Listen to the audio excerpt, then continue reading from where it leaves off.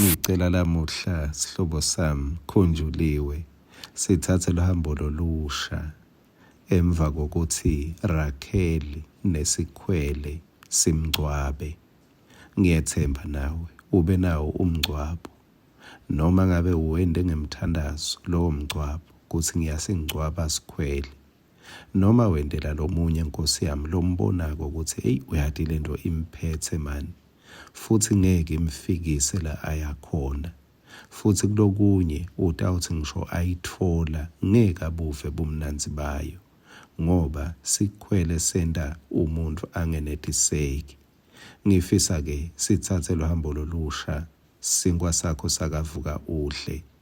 Lamhla ake sibuke encwadini yaNomeri sahluko 22 masifunza kusuka kuverse 1 lithi sive sema-Israyeli sesuka lapho saconze emathafeni akaMowabi sefike semise emathende ngesheya kwemfula iJordani malungana neJerikho. Wathi kube Balaki umsawazipori abone konke lokwase kwendiwe sive sema-Israyeli esiveni sema-Amori. Mowabi wathuthumela ngenxa yebunyendi bawo. Ngicela unake ngesikhathi baka-Israyeli bahleti bangayi etithembisweni tabo, bangayi eveni labo, ngesikhathi bahleti bacabanga ukuthi hayi kumnanzi kuba la, kwasho bantu Nkosi yami enkonzweni bathi it is nice to be here. Ngesikhathi bahleti kulobo bumnanzi bekude i-disturbance kunangu Balaki, bekude kuphazama, kepha bathi mabathatha inyathelo Balaki naye waba nako kuphazama, waba nekwesaba. Ngicela kusho ukuthi kuphuma kwakho esonweni kuba ngumntwana kaNkulunkulu kungendeka kumthinzathinze lo mubi Sathane, kepha akumphazamisi so long ungavuki uthi konke lengethenjiswe kona uNkulunkulu ngitakuphatha ngetandla, futhi ngifuna kuthatha lohambo. Kungabe lohambo emthandazweni,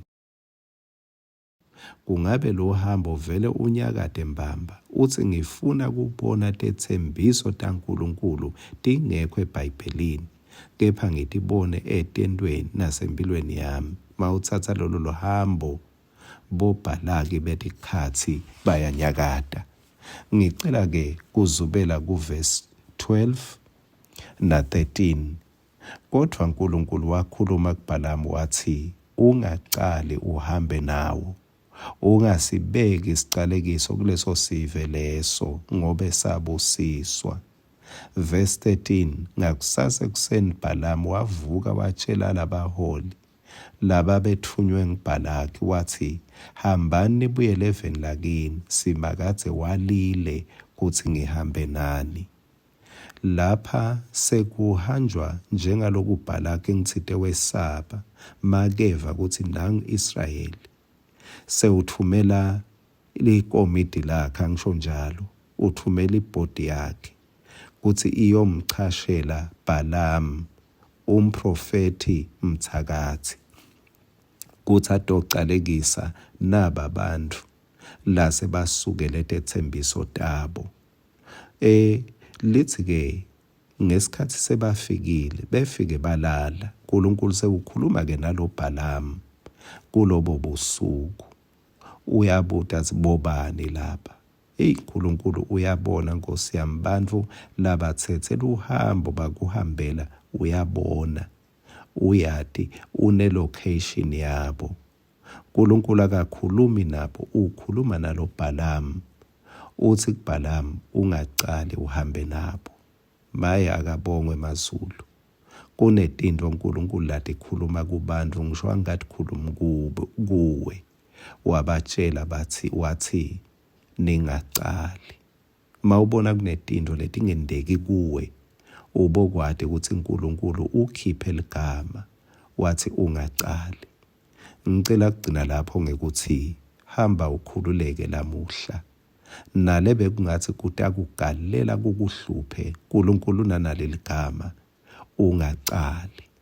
Ngeke kucaleke into uNkulunkulu la iyalile ukuthi ingacali. Amen.